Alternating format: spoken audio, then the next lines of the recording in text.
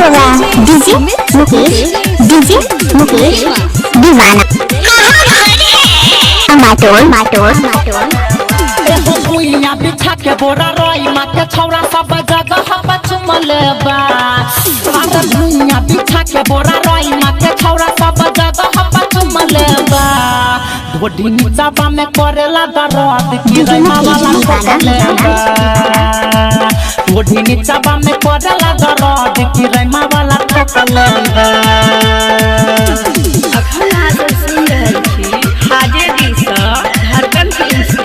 क्या नाम है आपका?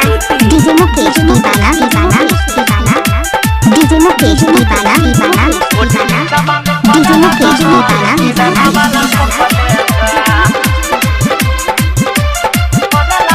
Mobile number 9021676663। बहुते दुखाता हो सहलो न जाता कैसे हम तोहके बताई। मुहबा के डाली के ओखर में मुँह सर दिले बसखी फसाई। सहलो न जाता कैसे हम तोहके बताई। मुहबा के डाली के ओखर में मुँह सर दिले बसखी फसाई।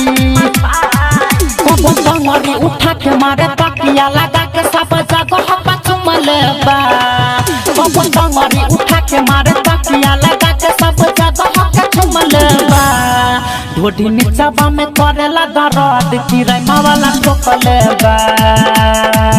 ढोडी नीचाबा में करेला दर्द की रैमा वाला ठोकल बा। हरे साथी क्या नाम है आपका? मुकेश डीजे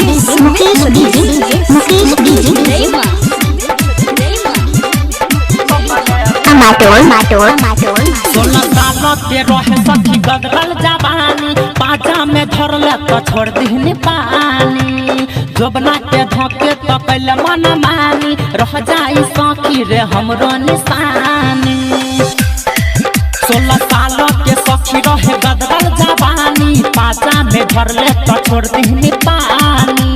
जोबना के धोके तो कैल मन मानी। लागता रह जाई सखी निशानी। कबो मारेला सुता के कबो मारेला बैठा के कोनो करम न छोड़ल बा। कबो मारेला सुता के कबो मारेला बैठा के कोनो करम न छोड़ल बा। ढोडी नीचाबा में करेला दर्द की रैमा वाला ठोकल बा। ढोडी नीचाबा में करेला दर्द की रैमा वाला ठोकल बा। रे माई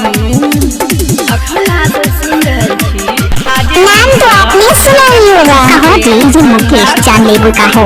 कहो डीजे मुकेश जानलेवा का हो। कहो डीजे मुकेश जानलेवा का हो। माटोल को नहीं चो माटोल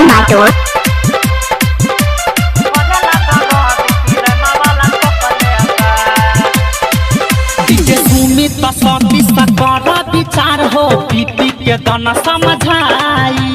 राइटर धर्मेंद्र का बारे बेसरम कैसे के ओकरा बताई। रे माई डीजे मुकेश सुमित सती सकर विचार हो। पीपी के दाना समझाई। राइटर धर्मेंद्र का बारे बेसरम कैसे के ओकरा बताई। भुइया बिछा के बोरा रोई माँ के छौरा सब जगह चुमल बा। अरे भुइया बिछा के बोरा रोई माँ के छौरा सब जगह चुमल बा। ढोडी नीचाबा में करेला दर्द की रैमा वाला ठोकल बा। ढोडी नीचाबा में करेला दर्द की रैमा वाला ठोकल बा।